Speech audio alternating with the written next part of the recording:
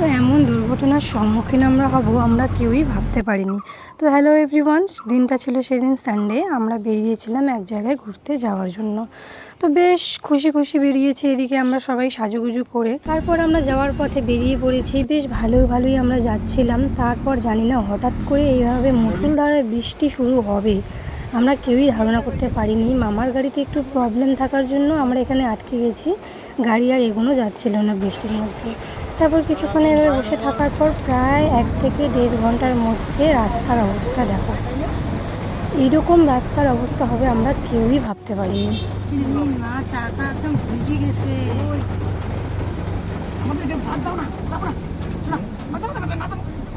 না ভাই ঘুমাবে কিছু না, অত উঠছে কিছু না ভাই।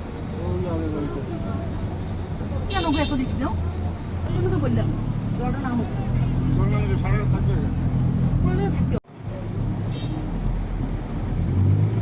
তো দেখতে পাচ্ছ সামনে ওই দিকে মামার গাড়িটা ফেসে আছে, জলের জন্য গাড়িটা এগোতে পারছিল না। তারপর আমরা সবাই নেমে এদিকে সামনের দিকে এগিয়ে যাচ্ছিলাম। বৌদি আমার হাতটা শক্ত করে ধরেছিল যাতে আমরা কেউ পড়ে না যাই জলের মধ্যে। তারপর জল খুব প্রবলেম হচ্ছিলো আমাদের এভাবে জলের মধ্যে যেতে। তারপরে সাইডে যেহেতু ওইদিকে উঁচু করে একটা ঘাসের মতো আছে, ওইখানটায় আমি ভাবলাম যে ওইদিকে যাওয়া যায়, কিনারে কিনারে আরামসে চলে যাব আমরা। তারপর এদিকে আমরা দুজনে উপরের দিকে উঠে আমরা মানে সাইড দিয়ে আর কি এভাবে হেঁটে হেঁটে যাচ্ছিলাম।